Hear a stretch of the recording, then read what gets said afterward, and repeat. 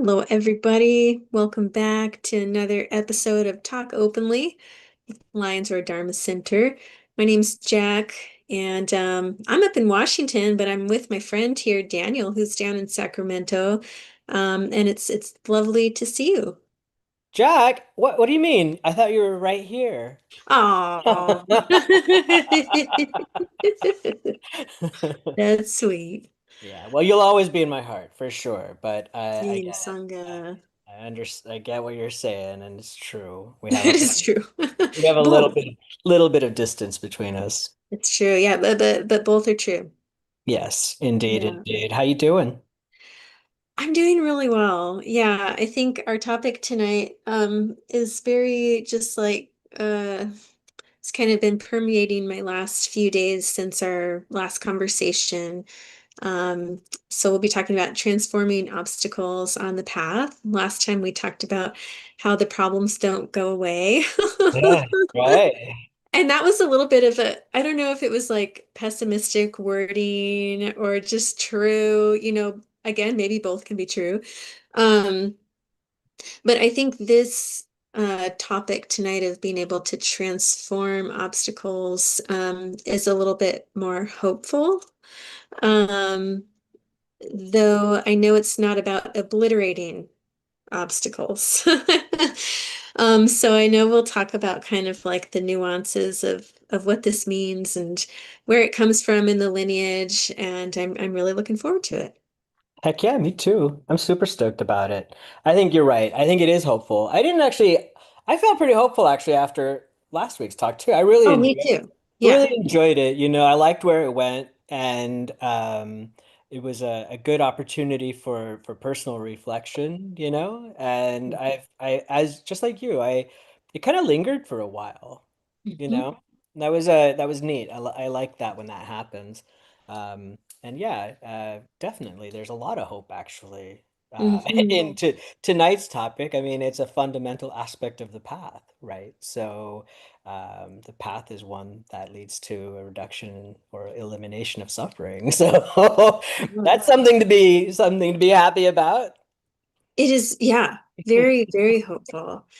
I heard a great gosh, I can't remember what text this was from, but basically the author was talking about how, in any, anywhere that you're at in your life, one motivator is that you can just remind yourself like, well, when I reach this certain level of like bodhisattva hood, I won't experience obstacles as suffering. And I won't have just like these kind of experiences that are so painful for me now. They won't be painful for me. You'll be giddy. You'll be running Yeah. towards them. Yes. And so how great is that? Where it's just like, oh, cool. Okay, I don't like maybe I don't have to worry about this so much. Right. Um, Right. so Exactly. yeah, That's the spirit. that's the spirit, yes. Well, before we get into that, all of that, I'd love to hear how you're doing, how your week's been, and how what training are you up to? Yeah, things are just groovy. Things are going along nicely. My training t involved today the first time since the nice weather has been present. I went outside and did my usual meditation outside in front of my favorite cactuses, Hmm. and it was just delightful. I've actually been reading a few different books. And so one of them was kind of stood out to me. Let me make sure I get the name right real quick. I want to make sure that I say the name of this book properly. So it's a book by Barbara Dilly, and it's Hmm. called This Very Moment. So this book was shared with me by Jessica Mayer, one of our Sangha members, who is leading the contemplative dance program, which is brand new at Lions Hmm. Roar Dharma Center. And that program has been incredibly meaningful to me. Like So so, beautiful. God, it's helpful, healing, Yes. fun and beautiful. Like there's just so much goodness for it. So, thank you, Jessica, for Hmm. that. And so as part of that, she of course has her training from Barbara Dilly. Barbara Dilly is a professional dancer and was, from what I understand, the president of Naropa University. Uh, What? Yeah, yeah. Or at the Oh. very least, she taught at Naropa University. I'm pretty sure that she was the president. I think that's what I heard. But she has very strong connection with Chögyam Trungpa Rinpoche, and so I started reading that book, and it's kind of neat. She talks about these kinetic moments. Um, Mm, and basically, essentially, that, when we try to examine our experience, there's all these perceptions, feelings, sensations that are arising in any given moment, and that it's variable, right? It's changing moment to moment, totally dynamic. And so I had just read that prior to my meditation this morning, and it was really cool because it wasn't my intention to meditate on that topic. mm, But it just came like it was like, nope, that's what you're gonna be with. And it was gorgeous being outside and just witnessing that all of those sensations, visual, auditory, tactile, all of it, and how it showed up and how my mind processes it. All of it was really fascinating and quite enjoyable. So I look forward to finishing the book because it's both just like a good read, and I think it's quite insightful. mm. So anyway, and good stories about Chögyam Trungpa. Very fun. Yeah, Yeah. exactly, exactly. So I'm stoked about that. And at the same time, so next month I have a talk that I'm giving at Lion's Roar. I actually Great. don't know the topic yet. Nice. I'm Often the hoping best way to do it. I'm hoping that Rinpoche will let me talk about the five Buddha families, because I've been sitting with that quite a lot, and it's been helpful to me. It's a valuable lens, and I've been exploring that topic within my own life quite a lot, and it's really neat to see how that particular lens, looking at myself and my relationships, to others and to life itself. Um, yeah, like it basically sort of illuminates some of the stuff Mm, that I like, maybe I don't know, like kind of shadow or stuff that ignorant, there's stuff that I've just sort of ignored or whatever. It's mhm. been really helpful in the way that it kind of brings it to the forefront and allows me to focus on it in a way that I wouldn't otherwise. So Mhm. yeah, so I'm hoping that he'll let me talk about it because I also like I love building software and stuff. Um, Mhm. I had built this tool, this quiz, online quiz for the five Buddha families. And like again, it's one of those things where I'm just testing it out right now, loving it. Yeah, And I'm hoping that Rinpoche will be like, yeah, you should talk about it, and yes, you can share the app. very cool. That's Yeah, awesome. yeah, yeah, exactly. So things are cooking just dandy here. Things are cooking. Yeah. Well, thanks for sharing, yeah, those different ways that you're experimenting and being creative in your practice, Sure. like the body-based stuff. I'm so happy to hear that that's gotten off the ground, Yeah. Jessica's dance group. And oh, there's just something with movement and freedom of movement and moving in between other bodies. And, That's it's just really special. So that's great that that's happening. Um, and yeah, like the kind of different ways of feeling into what we're experiencing. And I think that, the five Buddha families is such a fun kind of archetypal way to look into things. And so right. I really hope that you can do that talk as well. Me too. And what's funny is that those two things that I just mentioned that you just talked about are actually related. So what's kind of funny about it is that part of this investigation into my own Buddha family sort of makeup, some of the advice that came out of all of that is Mhm. that one of the most important things that I can do to balance myself out, and to incorporate these other, to sort of be more even, is to engage in more embodied practices. It's an Mm, important part of the work that I need to do. And it's funny because it all kind of came together at the exact, you know how it happens. It yep. all just like comes together like at the ex like almost like within minutes. You know what I Yeah. mean? Like it's just like on the one hand, there's this like, hey Daniel, what you really need to do is like come home into your body, be present in the flesh, And at the same time, Jessica's like, yo, I'm doing this dancing thing. Yeah. Yeah, it's amazing. It really is. It's wild to me. So Mm. I'm just leaning into all of that, and like this is like those kinds of synergistic moments, or what do you call them? Not just synergistic. What do you call it when it's like Like synchronicity or yeah, that kind of yeah, those kind stuff. of things. Yeah, Yeah. yeah. Like I love it, and I love the way that the Sangha creates all these opportunities like that, right? Like I was telling Lama the other day when I met him in Darshan, I was like. I really do think that the Dakinis have come forth to bestow their blessings. There's all these people Yeah. With all these all different around us. skills, Oh, each and one is, yeah, interests and that's yeah. right. That's right. And each one, exactly. And that's the part of the whole Buddha family thing, right? Is Right. that each member of our Sangha has their own personal, unique makeup, and that they blend together in these really interesting ways, right? Mm. And sometimes it's, dynamic and not always enjoyable for the people involved, but for the most part, it's all good and helpful. Well, and yeah, those kind of the places where we grate up against one another, we've talked before about the rock The tumbler rock aspect. tumbler. And that is so important. We need that just as much as the smooth kind of like good working together That's feeling. right. Both of them are valuable. Both, and one feels different than the other. Yes, yes. Yeah, the mandala. The Yeah, mandala, exactly. We're occupying different parts of the mandala, and it's dynamic and moving. yeah.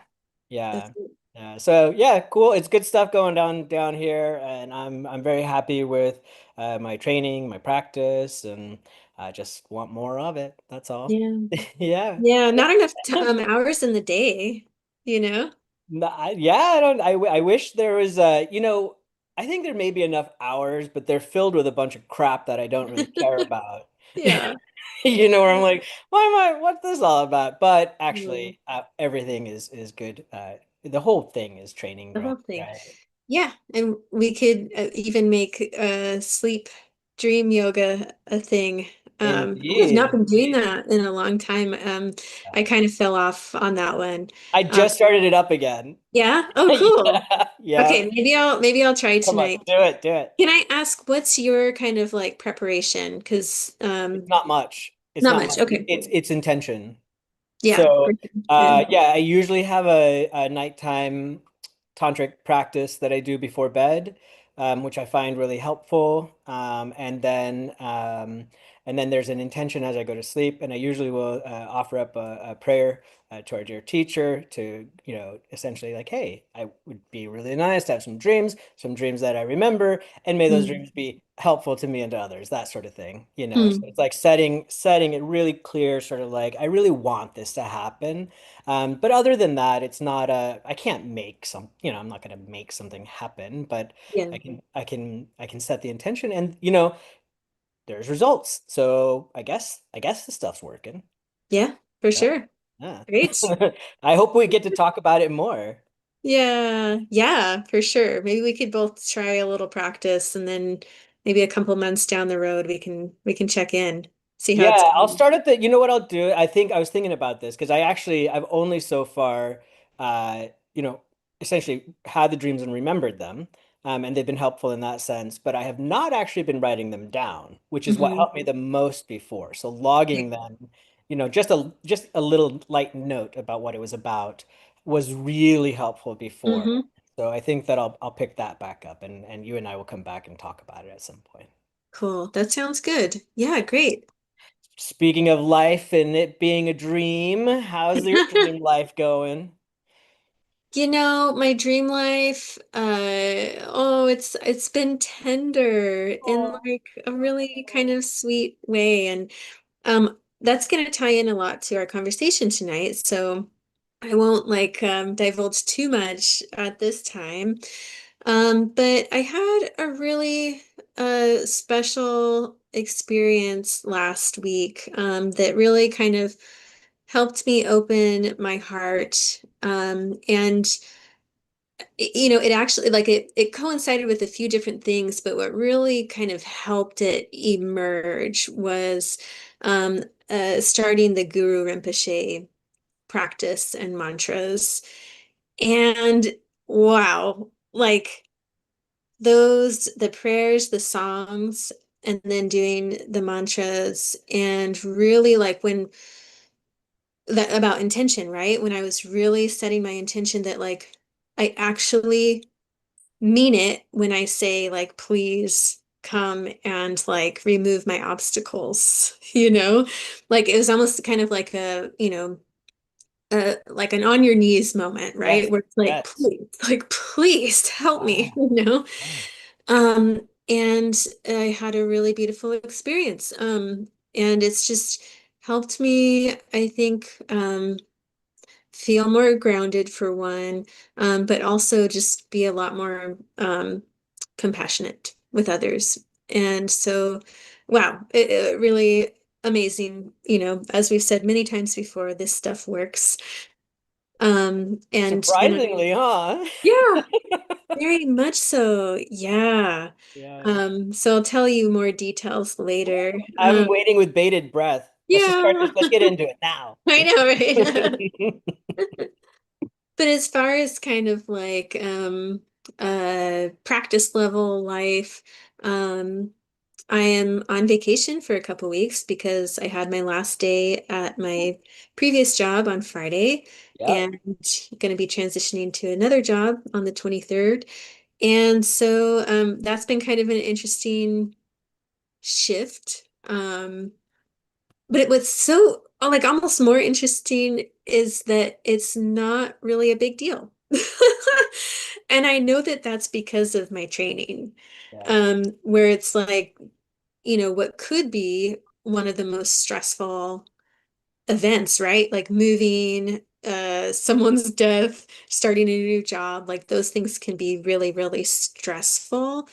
I think actually starting a job's way less stressful than the other two, but Yeah. it's one of the ones that's supposed to be like top 10 most stressful, things that a human can do. But I know like my training has allowed me to just see, oh, this is another day. Here's what here's what I'm doing today. And I'm able to just kind of like not cling on to I don't know, like the work that I was doing there, or my office and the way I had it set up, or things like that. Where in the past I would really kind of like grieve in a way, like, okay, this is such a big change, and I'm gonna really miss these clients, and gosh, am I doing the right thing? Kind of like questioning myself. I'm not having any of that this time around. It's just like, yeah, this is what I'm doing today. Yeah. And it's really kind of remarkable. It's I'm just free, your freedom. yeah, freedom. Yeah, just the loosening just a little bit Yeah. of the attachment, right? And I was talking to a friend recently where it kind of came to me. I don't think I mentioned this last time, but I kind of recognized like, oh, it's really helpful that I don't actually strongly identify with the role of a therapist. Like Oh, I yeah. practice therapy, I do that for my work, it's meaningful, but I am not a therapist. That's not my identity. It's not Right. like what I put my, stock in. And I think that's been really helpful, which in the past I used to think like, okay, when I get into like a career, like that's going to be who I am, like for a while. Um, you know, my political views are not like that, but yeah, there's these kind of like ways that we're just indoctrinated, right? Um, but that's been really cool to see is like, oh, actually identity is a lot of different things. And being a bodhisattva, I'm just kind of like with equanimity or bodhisattva in training, excuse me. I'm developing equanimity to, these different events and, activities and people that I engage with throughout the day. Right. And so that's I think that's is good. Heck Good. yeah. Heck yeah. I am delighted. Absolutely delighted to hear it. I was thinking the vision as we move through life, I was thinking of like how we, swing between those major moments, right? Like you were saying, there are these big life changes that we have to sort of swing between. I imagine like Tarzan or somebody swinging through the jungle. And you're not going to make good progress and it's going to be difficult and you're probably going to fall to the ground and hurt yourself if as you're swinging you don't let go of one of the ropes or vines or whatever before you move on to the as you're like moving on, right? If you try to hold on to both of them, you're going to be in a bad situation. And Yeah. I can just picture you like swinging between these major life events, just dropping, letting go. You're like, whoop, I'm on to the next one. That's such a good image. I really like that. Yeah, don't hold on to both ropes. You gotta No, keep, no. yeah. Gotta let go of the one to move on to the next one. I'm so happy Totally. for you. That's freeing and that's really, I mean, think about it. That's life itself. It's always like that, right? Even in a very tiny little way, like as I was sitting there this morning meditating, a hummingbird showed up, right? And it's right next to my head, right? And so I get to observe that perception or whatever. And then it moves away. It's gone, right? Yeah. Within just moments. And so like everything is like that. It's constantly shifting and changing. And yeah, sometimes some of the bigger things stick around for a longer time and then we kind of get used to them, but Hmm. they too are moving Yeah. just at a different time frame. Yeah, Yes. different rate. Right. Yeah. Right. Oh, Yeah. I'm It's so been glad. cool to watch. Ah, Yeah. this is good. I Yeah. can't wait to hear about you, everything that happens after your vacation. Yeah, for sure. Yeah, it's You gonna be doing fun. anything? Are you doing anything in particular, or are you just resting? So this week I'm actually like working a lot on some volunteer stuff that I've been doing, some community organizing Yeah. stuff. We're doing a training on Thursday. It's called We Keep Us Safe, and it's about like kind of um looking at safety within movements and ways to better keep our fellow activists safe Yeah. or safer from repression. And then on Sunday, our community is actually hosting an event at a grange where we're inviting neighbors to come in and talk about what we think is possible for resisting ice, if Yeah. ice were to become a problem here. And so, yeah, it's been really fun. I'm really enjoying it. And I think yeah, it's very much part of my my energy, my life energy right Yeah, now. for sure. Yeah. Yeah. So doing all the things. So this week is actually quite a lot of work. And but then next week I'll have some open time. And I'll planning on going out to the coast for a little bit. I don't know if you're familiar with the town of Forks. Um, No. Forks is where the Twilight series was. Oh, okay. Yeah, Yeah. so beautiful forest on the coast. It's yeah. So I might be going out there Wow. to some forested beaches, which is That lovely. that sounds wonderful, wonderful, Yeah, wonderful. And thank you for your volunteer work there. It's important. sure. Yeah, thanks. We Yeah. need all the jacks we can get. Oh man. Well, if I keep transforming jealousy, I might be able to get Yeah. to its enlightened quality of like all-encompassing activity. You're So doing it. I'm You're doing working it. on it. Like, yeah, there's no might there. It's happening. We Definitely just need to developing. fast forward so we can see what it looks like. Yeah. Oh, I totally forgot too. So I've also been connecting more with the Unitarian Church out here and am developing that like meditation group plan. Still haven't kind of like hammered out the details, but that felt like a fun kind of update as well, is that that's going to be happening. And Yeah. yeah, I'm really excited to like kind of have a Tibetan Buddhist group within like a UU church. It's really sweet. Yeah. Yeah, so we'll see how it goes. Watch out, here comes Llama Jac. No, no, no, no, no, no. I I'm am joking. Just kidding. definitely not Just kidding. introducing Just kidding. in any way. For one, not capable, and for two, do not want that level of Right, right. No, responsibility. no, no, no, no, no, no, no. Let's leave that to those who are qualified and Yeah. who have chosen that path. Yeah, yeah. Very well. Well, what do you think? Is it Let's do time? It's time. We got to All do some right. training. We Yeah. got to do it. We got to do it. I We can haven't feel my figured it out mind yet. needs it. Yeah. Uh, It's funny, when you said that, I was reminded that I have a client who calls me Dr. Jack, even after I like, told her that's not my title. It's like, okay, okay, fine. Wow, look at this. this one is important. This one is critical to tonight's discussion. I literally, Jac, I kid you Mm, not, mm. earlier, I thought to myself, Whoa.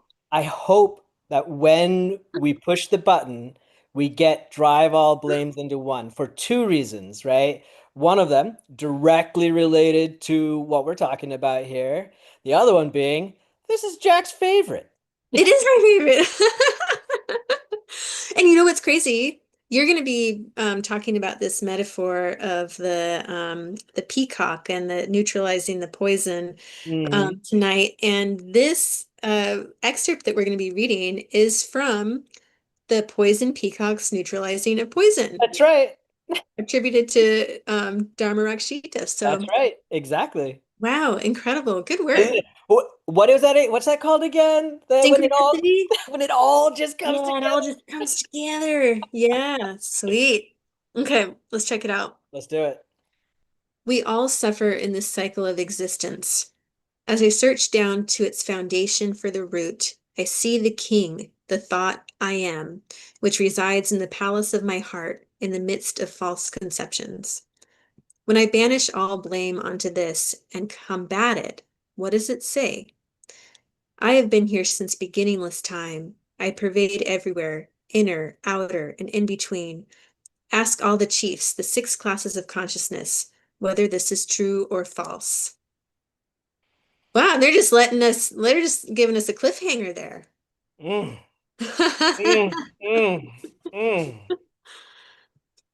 So Yeah, that's interesting. To imagine like in communication with the misperceived self.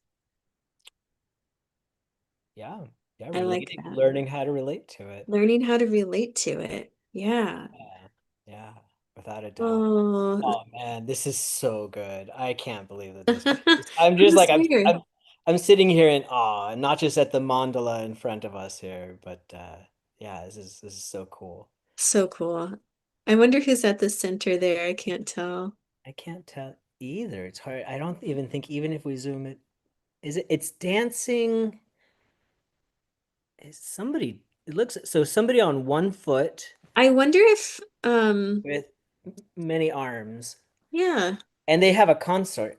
Yes, is it just oh, why am I blanking? The Sunday afternoon. The Sunday afternoon Sunday Kalachakra. afternoon Tantra practice. Kalachakra. Yes. Yeah, Gosh, yeah, maybe my I don't brain know. just totally blanks when I have to recall a Yeah, name. yeah, I have no idea, but there it is. Very cool. Oh man, okay, can we just get into it? Let's get into it. Okay, all right, Yeah. okay. Yay. So if I may, Please. so the reason I felt inspired, I thought that this would be a good topic for tonight is twofold. One of them, last week's discussion that was still lingering around, which was I think probably the main motivator. The other one is, and you might not be able to see it because I have the background filter on, but this book right here it Yep. is. Can you see it? Yep. All right, so this right here is the text that was referred to in the Lojong slogan that we just read. The So Wheel of Sharp the Weapons. Wheel of Sharp Weapons by Dharma Rakshita, right? Mhm. And in the very, very, very opening line, after a very quick line of gratitude, it says, This is literally like the second paragraph, right? Yeah. In jungles of poisonous plants strut the peacocks. Though medicine gardens of beauty lie near, the masses of peacocks do not find gardens pleasant, but thrive on the essence of poisonous plants. In similar fashion, the brave bodhisattvas and bodhisattvas in training Hmm. remain in the jungle of worldly concern. No matter how joyful this world's pleasure gardens, these brave ones are never attracted to pleasures, but thrive in the jungle of suffering and pain. And it Wow. goes, and it goes on. It goes on. But that's so sort of inspiring to me. It's so motivating and it's so direct because it's not just this like pleasant imagery, like oh peacocks, oh beautiful plumage and all of that. The whole idea is that the way they got that adornment, that beautiful plumage, was by consuming poisonous plants. And one Yeah. of the points that Dharma Rakshita makes is that it has to be in the nature of the peacock to do this. Mm. Because if a non-peacock, such as a greedy crow, were to attempt the same thing, it would not have the same effect, Hmm. right? And part of there's different instruction around or different things about that, but basically that, you should be a Mahayana practitioner with a guru, a qualified lama, so that you can practice this, so you can be Mm. the peacock, right? That's the right Hmm. way to go about it. Because Yeah. it's very easy. What we're talking about, the poison that we're talking about, are these afflictive emotions, these obstacles, whatever you want to call them. At the very least, what we're talking about is, ignorance, aversion, and attachment, right? At the very least, we're Hmm. talking about consuming that, transmuting it into something that is good. Hmm. And the Hmm. premise is that these energies are pure by their very nature, and there's nothing wrong with them. They're not bad, but that we have a misconception and we cannot see clearly, and we get bound up with them in these unskillful ways, right? And we create negative karma as a result of it. And it's this wheel of sharp weapons that just keeps hitting us again and again and again. And even the wheel itself is a helpful tool, right? To help you to see what's going Hmm. on, right? Hmm. So I love this. I love this metaphor of the peacock for this reason, like it's that we can take the shit of life, the muck at the bottom of the lotus pond, right? The stuff that apparently, seems so valueless, so yucky. Mm. We don't normally want to get that even on us, but we're gonna like move towards it. We're not gonna Hmm. shun it, right? And we're gonna consume it. We're gonna take it in, right? And we're gonna turn it into something beautiful, like the peacock's feathers. Yeah. Yeah, it's an incredible metaphor. And I also I appreciate that disclaimer early on of like, you know, doing this type of practice really, you want to be working with a teacher. It's not easy. And you're gonna want support. That's right. Um, I think that's what Lama always tells me is like, this is all about support. We've got Sangha, we've got, our guru, because we're not doing it alone. That's Um, but yeah, the prospect that whew, that all this pain and suffering that I'm experiencing is actually my teacher, my profound teacher, and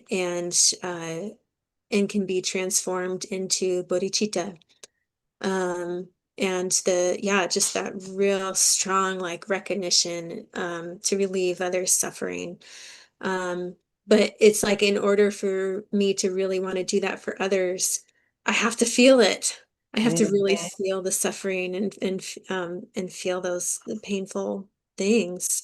Yeah, And embrace them, like you said, like go towards them. Like I want that. I want more of that. Please give me more so I can that's right. learn how to, help others. It's Um, interesting too. I think it's, because it's easy to focus on sort of what we would maybe think of as negative emotions, right? But the afflictive emotions include some that we actually associated with something positive. So Right. the strongest, right, is desire, this attachment, right? And for example, I think from what I understand from the teachings and whatnot, like the most powerful, universal desire that all humans have, that if we didn't have this, we'd all be enlightened, is sexual desire, right? Mm, And you look at other ways of working with it, right? And you see that, there's oftentimes, at least within our culture, sort of a puritanical view. hmm You're trying to bleach it, you're trying to make it somehow clean and sacred, and like, oh, you don't want to indulge in all this stuff, right? But that's not the Vajrayana way hmm of working with desire, right?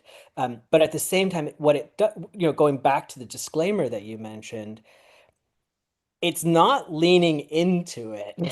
mm, Not in that same way. Feel, like it's bringing some awareness to it and changing our perspective on it. Because if we just lean into it and just like say, oh, I'm just gonna go, I'm just gonna feel it all, I'm just gonna give into all of it, you will feel the wheel of sharp weapons, right? You will feel it really, really like hard because it's like a psychological self-deception that you're involved in, right? mm, With a qualified teacher providing guidance, if you're, and I'd say also, it's not just having the teacher, it's you being honest with your teacher.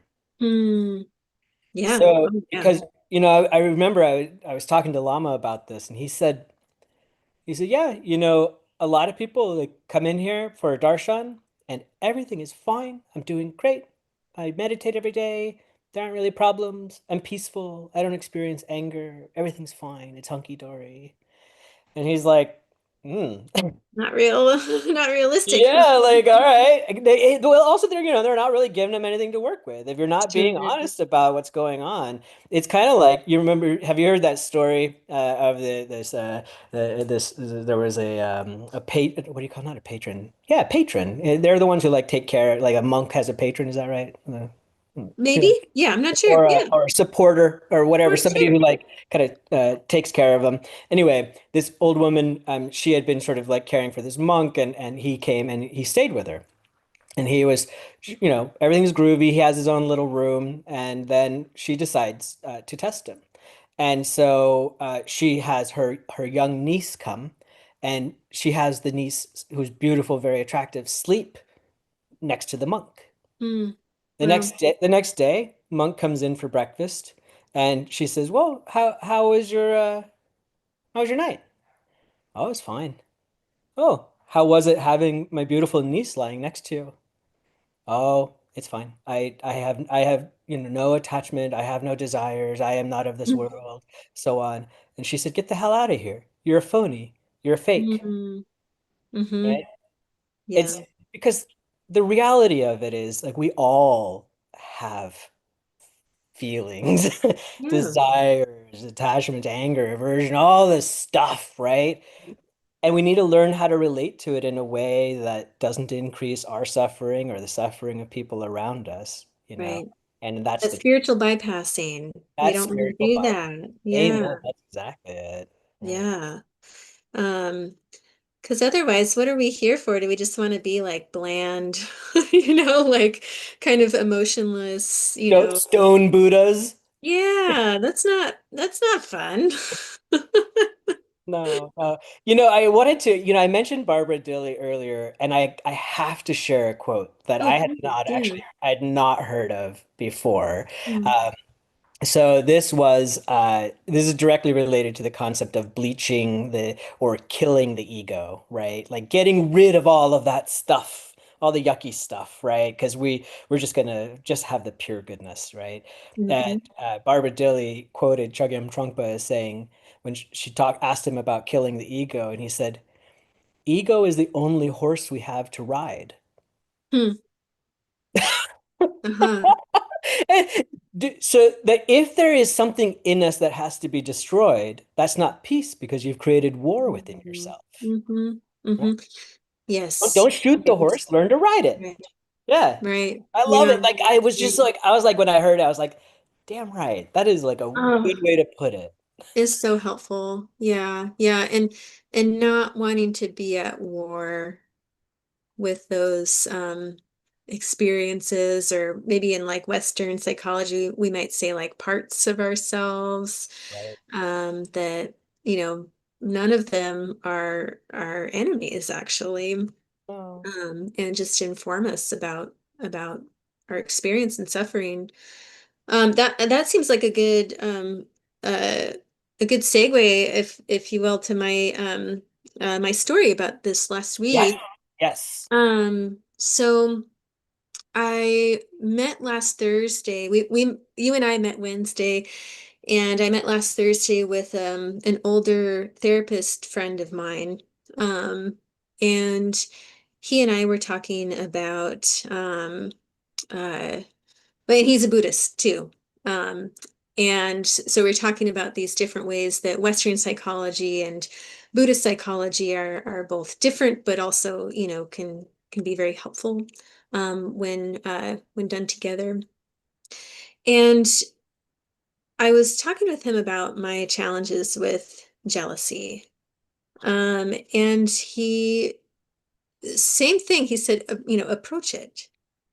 What do you, who is this, right? Is this maybe a shadow? Um, and I had had a conversation with Llama maybe several years ago where I had told him about a dream that I'd had that really stuck with me and was kind of scary. Um, and uh, basically, like a figure kind of approached me and grabbed on like really tight to me, and very distinct features. Like I could see this kind of disfigured creature person. Um, and Salama told me, you know, like, oh, you met the self. Like you met the self and like the shadow. And so all of this was kind of like percolating in my mind on Thursday. And on my drive home, I listened to a talk by Reginald Ray. Do you know him, Reggie Yep. Ray? Yeah. I believe the talk was called like Freeing the Prisoner. Um, Oh, and he, in his like beautiful way, he just describes like, you know, going down, like traveling down into, you know, the dungeons and torture chambers that you have within yourself, and finding the prisoners that you keep there, mm, and choosing to try to liberate them, and what that might look like. Beautiful talk. I really, really recommend listening to it. So all of this was in my mind on some level before I sat for meditation. And I was very glad to see that we are going to be doing Guru Rinpoche mantras for Lama's birthday this year. So I sat, and this was my first practice of doing that this year. And, you know, did the songs, the prayer, and started doing mantras. I noticed this just very like where I usually feel my sadness and depression and emotions in my chest, kind of this like yeah. heavy rock, right? Yeah. But I noticed it moving. It was interesting. As I was just kind Yeah. of observing, I noticed it like moving kind of down into a place like almost like a gut place, which that's not where I usually feel my emotions. I know some people do. Yeah. And so I was just recognizing like, okay, this is something to be with right now. Continue to ask the guru to come and right and see to my obstacles, help me with my obstacles, right? I'm kind of continuing to think this with Lama and Guru Rinpoche. And I finish up with the mantras and decide just to kind of sit with that feeling. Um, and I started to go down into the dungeon, right? Like really just kind of imagining, where is my dungeon and who's down there? And down there was that creature, that person that was in my dream. Like actual, And like you could feel, you were like, I yeah, could that's feel it. that was who it was, my shadow, myself, what, all the things. And I had this incredible experience of being able to listen to and be in presence with this individual's suffering and really trying to listen to the pain because there actually were no words No. that I could see, I could feel, I could respect, I could, you know, cry with them. That was another thing that Reggie Ray said is that you can't just observe. You need to actually sit in their position and feel what it's like to be Right. down there Yeah. and to feel the pain and torture that you've been putting yourself through Right. by hurting this part of yourself. And I really, really felt it. It was actually quite profound. Um, had a huge emotional response and Oh, I just, bet. I bet. I'm having an emotional response just yeah, hearing it it. was really Yeah. powerful. Yeah. And basically, I, there wasn't the ability for me to completely liberate them yet, right? I I'll come think back for you. yes, the trust is still developing because Yeah. I've heard this part of myself Right. for my whole life, basically. Yep. So I've got to, show them that I can be trusted. So even just imagining I'm going to give some kind of comfort, whether like a blanket or some food, maybe Mhm. make a little hole in the wall to like let some light in. Yeah. Um, and there was this way that I was just like really taking care of that feeling of jealousy and just rage, these emotions that usually I just want to get rid of. Um, and so the power in that as I came out was like, oh, I can really like I feel so much tenderness towards Uh-huh. myself. Yes. um, I am a sentient being who I am also trying to liberate. And then for like everyone else, I've just had in the last, few days since, I've just been so much more like calm and tender and kind. Because the non-harming aspect is so clear to Right. me. Right. Like not like I do not want to harm. Mm. Mm-mm. Um, And so that's kind of just an experience of the power of working with these emotions, rather than trying to obliterate, but really approaching, letting the guru practice. That's right. Right? Lama was Yeah. setting me up for this. Devotional practice works. Yeah, it does. Yes. It's so funny because Lama was really setting me up for this. So in our Yeah. darshan, it was all these things that were coming together. And Yeah. I'm just so grateful. But yeah, to let that poison show you what you need to learn. And so Yeah. through my experience of approaching being with the suffering of jealousy, um, I'm seeing more how important, but just I really have more of a gut sense of what non-harming means Right. and why it's important. Right. Um, and so, yeah, these kind of kernels of wisdom, right? The poison that creates the color, the plumage in Right. the peacock, right? Yeah. Um, Yeah. so that was my experience, and I appreciate being able to share it Oh, because it's it beautiful, means Jack. a lot to Oh, me. And it yeah, means a I lot to just me that you shared it, Jack. It's yeah, of wonderful. course, It's of it's course. beautiful, right? First of all, the courage that it takes to eat the poison, It's right? scary. It is Normally you scary. run away. You're like, oh, let me go over here to the medicine garden and I'll eat the good stuff. Yeah.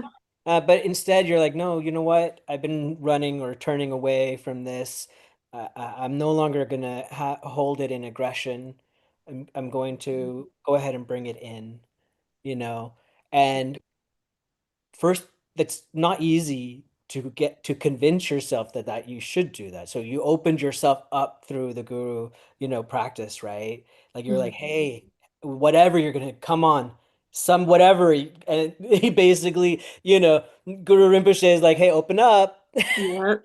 Yep. Here comes the poison plant, right? Chew, chew, Yep. chew, right? Hmm. And that process, it's bitter, doesn't feel good, you're kind of choking it down, and it's like there's this whole process that isn't bad. It's Yeah. just something that we, for whatever reason, we've taught ourselves. Well, not for some reason. It becomes clear, right? That part of the reason why we developed all of these obscurations, all of these layers, all of these, whatever you want to call it, the Mm. reason why there's so much dirt there is to protect this vulnerable, sensitive piece of us, right? That Hmm. at some point it got hurt, and we responded by being like, we developed callus around. We like, hey, not that. That's sensitive, right? Hmm. Nobody, let's not touch that part. So we develop all of these sort of defenses and ways of being in the world to sort of like protect that little part of us. And then finally, the practice, you open yourself up, you take it in, you sit with it, just like Thich Nhat Hanh says, holding that little baby, right? And you're just Hmm. like, hey, and you're not talking to it. You're just, well, you're just Yeah. being with it. That's it. And it's so beautiful because then it cries and you're like, oh, oh. Yeah. And then your little tender heart is like, oh. And then the tears start pouring and you're like, Yeah. what have I done? Right. Right. And it's Right? like, how can I help? Is like the response. Yeah. Like, actually, how can I help? What do you need? Right. Yes. Yeah. Yeah. Yes, So like that. tender. Yeah. Oh, beautiful, right? And then now you have a relationship, right? It's Right. kind of like, they say, like if you find a dog that's been chained up and Mm. malnourished and abused or whatever, and you approach it, if you just walk right up to it, it's gonna bite you, Hmm. right? But you have to develop a relationship just like you did. You're like, hey, I know you've been hurt. I know you're scared. I know you haven't been taken care of, and I know you don't trust me. But Hmm. jealousy, here, let me give you a little break in the wall. Let me give you a little something, just a Hmm. something. I'm not going to hurt you, right? Hmm. And Hmm. now you have a relationship, and now it's going to be like beginning to transform. You're doing essentially Chöd practice, right? Oh, yeah. Like that's that sort of Inviting. Yeah. Hmm. transformation of the demon into an ally. So Hmm. that's that's some heavy stuff, Jack. Yeah, yeah, it was, and I'm just so grateful for these practices. Because otherwise, I think Western psychology has been really helpful, but there wouldn't have been the same kind of like impulse to go towards, I think, because I do have a lot of avoidance. And so even when I've worked on kind of like therapies where it is about parts work, internal family systems, there's easy ways to avoid when doing that. But this was all about, oh, I really have to just give it up. I have to give up this fight against it. And Guru Rinpoche, please help me.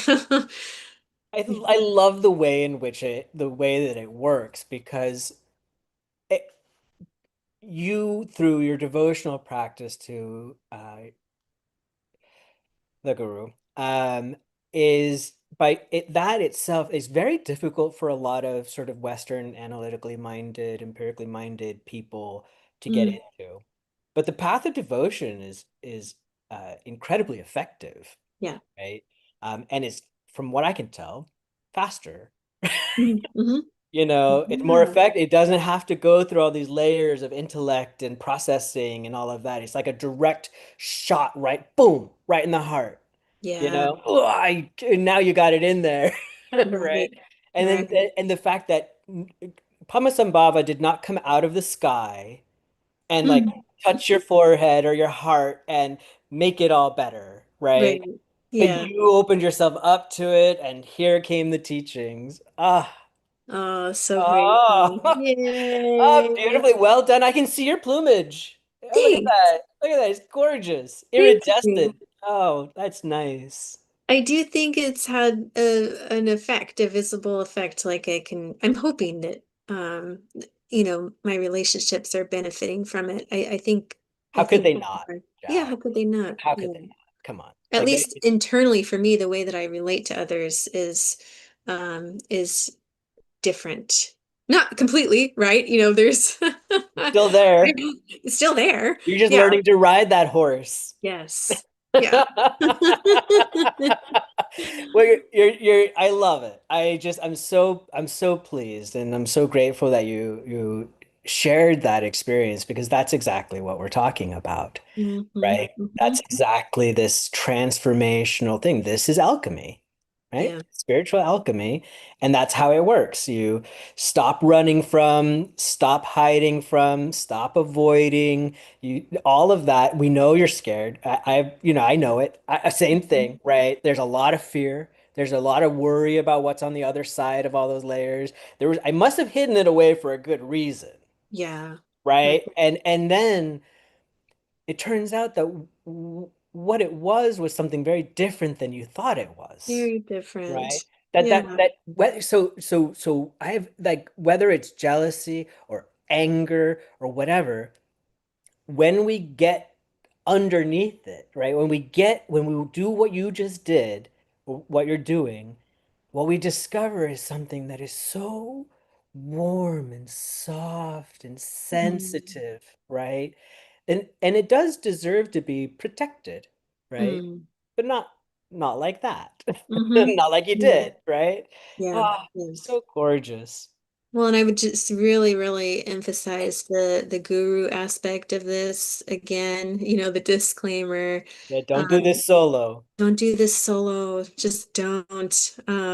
It's so much more helpful and yeah, you'll get a lot more out of it for one, but you'll also have the support. We don't want you to feel the wheel of sharp weapons. Without help, yeah, no. Oh, Yeah, no, no. Thank you for giving me an opportunity to share. I'm really man, that was grateful. gorgeous. I feel So moved, Jack. happy. Yeah. Look at the way in which your experience now already is benefiting not just this sentient being that I'm looking at, but it's affecting other sentient beings as well and helping them. I'm Mm, talking about myself yeah. Oh, here. thank you. Yeah. Yeah, I'm glad. And it's the same suffering that connects us all. And so Mm, let's mm. be tender with one another, Yes. you know. Protect each other's little hearts. Oh, Yeah. yeah. Yeah. Oh, good. Thank you, friends. Thank you. Thank you, Jack. Thank Thank you, you, everybody. Daniel. And Yeah. if you enjoyed this show, if you're still listening, and even if you didn't enjoy it, if you found it valuable and you have some money to spare, we'd love it if you went to lionsworthdharmacenter.org and press the donate button, especially if it's a recurring donation. That's super duper helpful. Any Mm. amount is we're super grateful for. Thank you so much.